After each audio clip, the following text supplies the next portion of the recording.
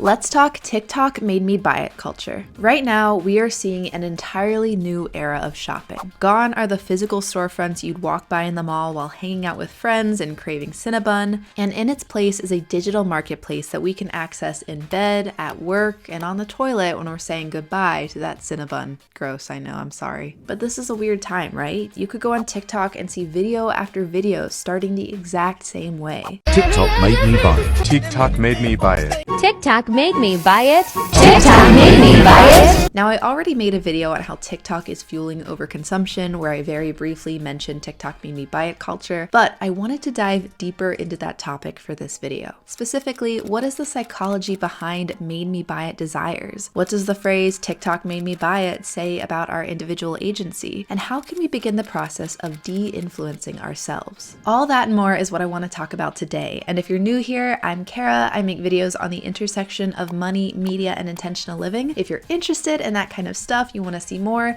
check out my playlist here and be sure to subscribe. Also, a big thank you to today's sponsor, DeleteMe, for supporting this channel and this video. I've talked about DeleteMe before and how they help me protect my personal information online, and I am so thrilled to be working with them again. If you don't know already, DeleteMe is a hands-free subscription service that will remove your personal information that's being sold online. Because companies collect data from us all the time, which makes it easier for others to search and learn about you, from your physical address to email addresses, age, phone numbers, a bunch of stuff that, at least for me, I don't want people knowing about me. I went through the process with DeleteMe and it was super easy. I submitted my information to them, and from there, their experts find and remove my personal data from tons of data brokers online. On top of that, DeleteMe continues scanning and deleting your personal information every 3 months, sending you a detailed report every single time. In my report, I got to see how 44 data brokers had my personal information on there, and they reviewed over 2,600 listings, with 69 total listings being removed. If you're interested in getting your own personal report and making sure your personal information stays private,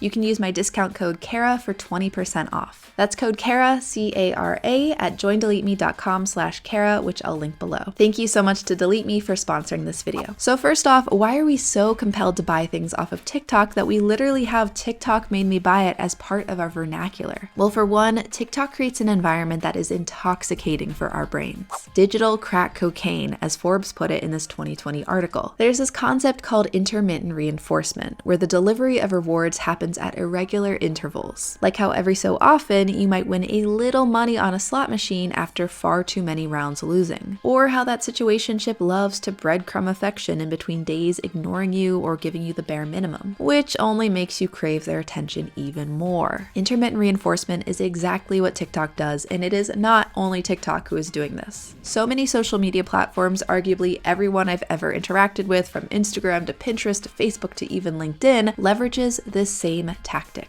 We get trapped into these addictive cycles because we are always wondering what is going to come next. Maybe some hilarious video that'll have me crying from laughter, or maybe a video that I feel I'm learning something from. Or, as we see in the TikTok made me buy it world, the next product that'll change my life.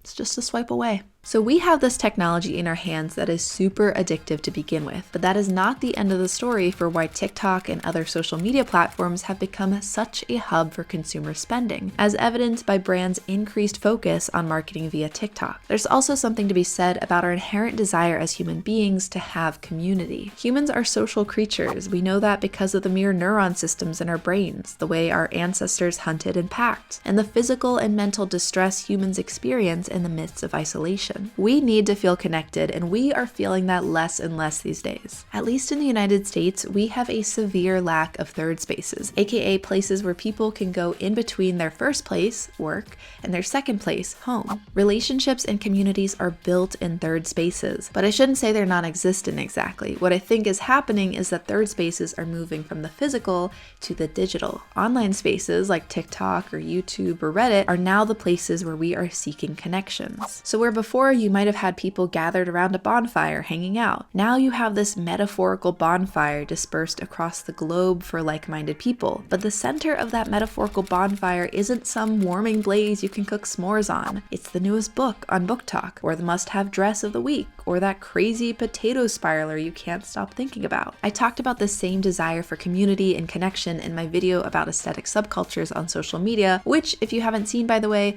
go check it out after this video. Now, material objects have always been a part of cultures throughout history. They're often a way to help shape and communicate a shared history and future, but I think what's happening now is this is in hyperdrive. Rather than letting a culture dictate what objects we let into our lives, say you are a culture with baking, so you buy a dough roller, we've essentially flipped this, where now our objects are the ones dictating what culture we let into our lives. Now we might be investing in a whole miniature baking set, and that's in turn become part of our personal cultural fabric. I think TikTok made me buy it as a phrase shows how we're removing our agency from the decisions over what objects we let into our lives. TikTok made me buy it videos aren't only a form of entertainment for the 30 or so seconds that you watch the video, but it also makes the act of shopping itself part of the entertainment. Now you can go click the link to whatever's in the video, you can order it and have it come tomorrow, and by tomorrow you have this extended entertainment period where you get some dopamine opening and unboxing that very item. It's exciting, it's energizing, even if for a moment. And while shopping as entertainment isn't new, malls have been doing that forever, the ease and endlessness of something like TikTok makes feeding that made me buy it entertainment easier than ever. So now we know why we're doing this, why the TikTok made me buy it trend is the beast that it is today, and honestly, why it'll probably get bigger from here. But I want to dig deeper into that notion of agency. What is our role in all of this? Because like I said before, that phrase, TikTok made me buy it, or it could be Pinterest or Instagram or Facebook, whatever it is, it lacks agency.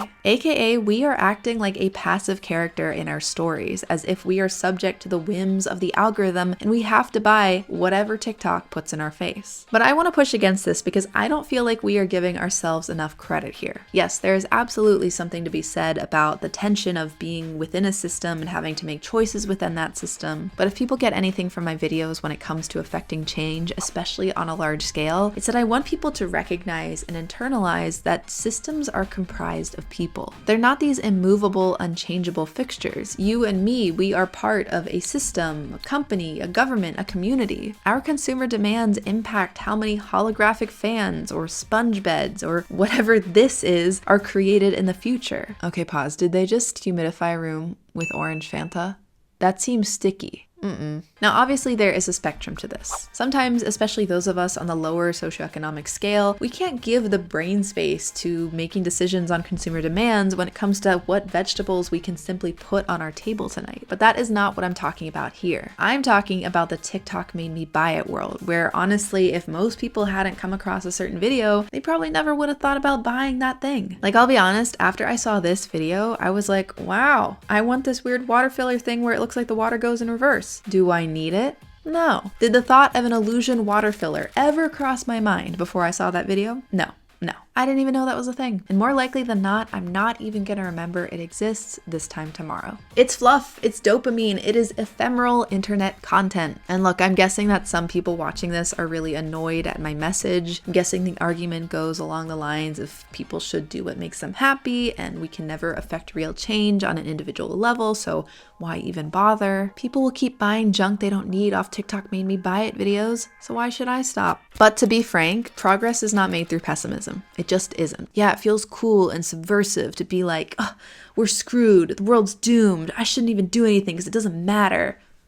But okay, it's a whole lot harder to face difficulty with optimism, to actually try. But I think ultimately optimism and reclaiming our agency as best we can is one of the only ways we have to moving the needle on actually lowering our overconsumption habits. And one of the ways I think we can reclaim our agency so that we don't fall into that zombie state of mind that TikTok made me buy it implies is to de-influence ourselves. Basically, instead of getting influenced to buy something, we are influencing ourselves to not buy something. Here are a few things I think about when I'm trying to de-influence myself. Like, this lemon squeezer is cool, but when I cook with lemons, I just use my hands. The use case for this product is so small for me, so having the squeezer would end up just being something extra I need to clean and store. Which brings me to number 2. Do I really want this extra clutter? I hate having clutter, and something I think about is how much I despise any and all objects basically anytime I've moved. Every time I'm moving and you're boxing stuff up and you have to package it and move it and ship it and unpack it, it just makes me want to get rid of everything I own. And so when I buy things, I'm thinking,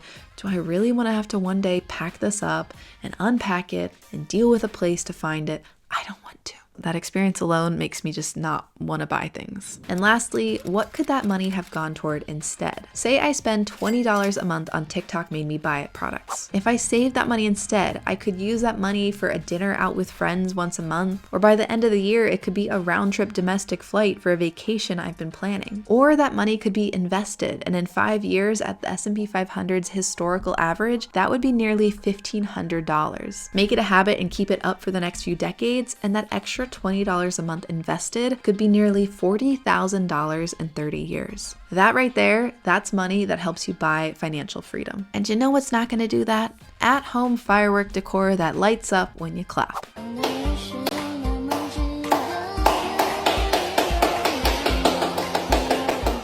TikTok Made Me Buy It culture is not the whole story. It is just the tip of the iceberg in a larger trend for how we interact with money, media, and technology. Algorithms are only going to get better at determining what content we want to see, and there will continue being more and more stuff that we can buy, which is why I think it's good for all of us to reflect on the ways that these platforms are influencing our spending habits, and whether we want to be someone who can confidently say, TikTok didn't make me buy it. So what do you think about TikTok Made Me Buy It culture and the way that these platforms influence our spending? Thank you so much for getting to the end of this video, and if you like this one, you might also like my videos How TikTok is Fueling Overconsumption and Let's Talk Social Media's Aesthetic Obsession. Don't forget to like and subscribe for more videos. You can let me know what topics you want to see me cover next time in the comments, and if you want to support this channel like these lovely patrons, my Patreon is also down below. Thanks again for watching, and I'll see you next time.